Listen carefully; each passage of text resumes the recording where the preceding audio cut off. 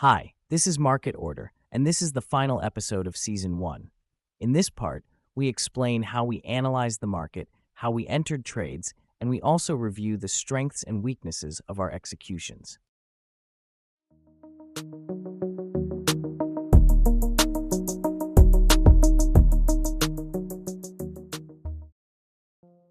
December's journal shows a clean example of edge and risk control working together.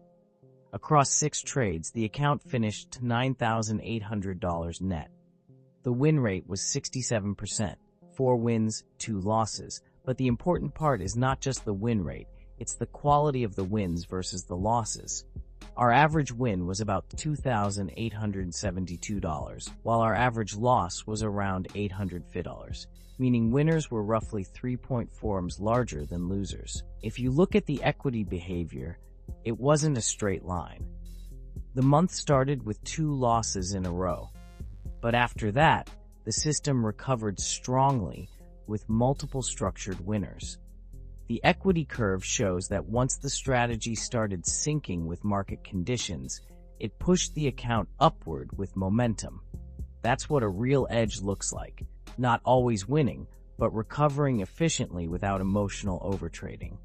The setups themselves were also consistent. Most trades were built around the same playbook. US indices, higher time frame context like hourly trend, correction, and a 15-minute trigger, doji hammer pivot.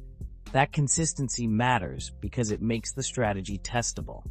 When trades come from the same decision framework, the performance is not random, it's measurable and repeatable. On the management side, a key strength here is the use of RR-based decisions. Several trades were managed by hitting RR2 or RR3, then shifting to risk-free.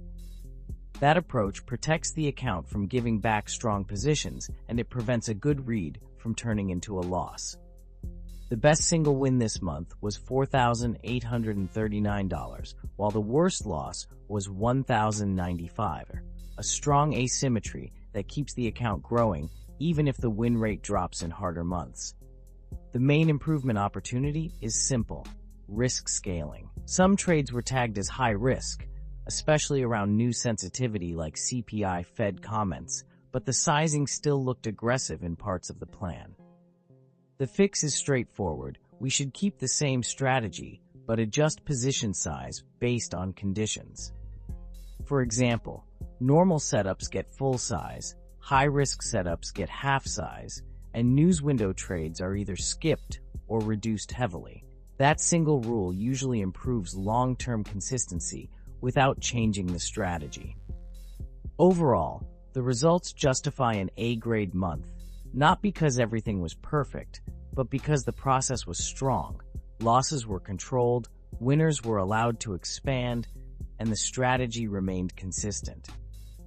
If we keep executing the same framework while tightening risk scaling for high-risk conditions, the probability of sustaining growth over many months increases dramatically.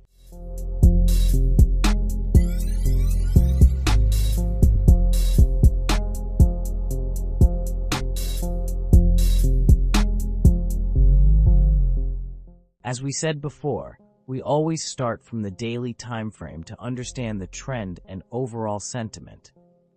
Most of our trades in this season were on the Nasdaq. In this chart, our view was simple. For about 2 weeks before our entry, the market had an uptrend on the 1-hour time frame. The tech market was strong and positive near the end of the year. After that, we waited for a pullback, correction, because price always corrects. But if you look carefully, you can see our entries happened before a full 30% correction. That is probably why these trades were marked as high risk in my journal. Finally, you can see the entry points. When price came close to the moving average we were watching, we got ready to enter on a lower time frame, like the examples you saw in the previous videos. Around half of our total profit, about $5,000, came from these 3 Nasdaq trades, and most of them reached around a 1-2 risk to reward.